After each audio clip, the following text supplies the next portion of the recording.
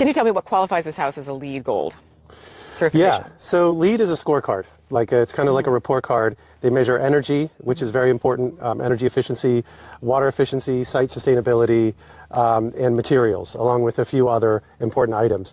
We tend to focus the most on energy efficiency and indoor air quality to get those LEED points. But so I would say for this house, what qualifies it for LEED is the way we build the building envelope, the insulation, the efficient heating and cooling system, the fresh air that's coming in and circulating throughout the house. The detached garage is also very helpful for LEED, and then the site and a bunch of other little things that all add up to a scorecard that gets us to gold. Should we take a look inside? Vic, why did they create this particular house? What was their intention? Well, every house tells a story, right. and we like to help them tell that story by building the home. And for these homeowners, one, they wanted a nice retreat. This is a very beautiful 10-acre property in a beautiful setting in western Loudoun County. But also, the idea for them is to pass this down to their kids, their grandkids, their great-grandkids. And so resiliency is very important. So you said resilience. So in terms of this house, what does that represent? So resilience is durability. It is future-proofing from future storms. It is ensuring that the quality of the materials are there and built to last, whether it's your finishes or the things that are behind the walls that you'll hopefully never ever see. And so when you think about future-proofing, you have to go beyond the code requirements of the current wind and storm ratings that you're supposed to build to. A little technical, but it doesn't cost much now to prepare for storms with 150 mile an hour winds or 180 mile an hour winds, because it would cost a lot more later. And so that's part of future proofing. This is slab on grade construction. We are on top of a concrete slab. Underneath that slab is a very thick layer of rigid foam insulation to help insulate underneath the slab. That is continuous all the way to the edges of the home. We have even insulated the stem walls that are underneath this home. And then on the exterior, you have a 2x6 exterior wall construction with a blown-in cellulose, and then you have a rigid foam zip system. So zip comes in all kind of various thicknesses. We have a 1.5-inch zip, which provides a full inch of rigid foam around the exterior wall.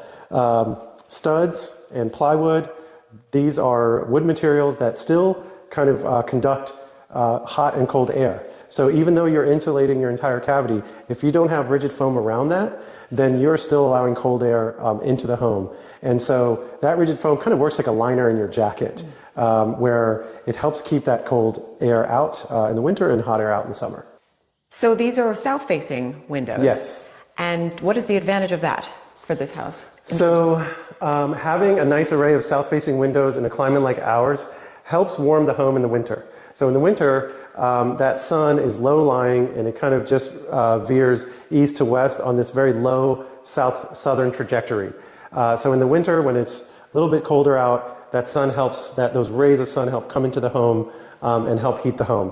And in the summer, when the sun is straight directly above the home, you just need a little bit of shading on these southern windows, and that keeps that sun from hitting the window and heating the house when you don't want it to be heated, which is in the summer. This is this is one of the foundations of the concept of what's called passive solar design, which is basically taking advantage of the sun and the predictability of it. So these are Anderson 400 windows. They're a great quality window. What you have to look for in windows is the U factor, really the insulation value, double pane, with low emissivity and an argon-filled cavity between the two panes.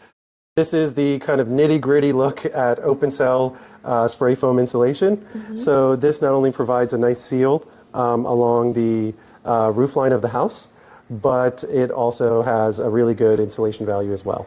So this is what is inside all of the ceiling cavities of this home.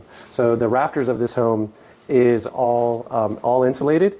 The other advantage of that is all your ductwork is in conditioned space. So even if you have a little bit of a leak in your duct, it's going into the house. It's going into conditioned space.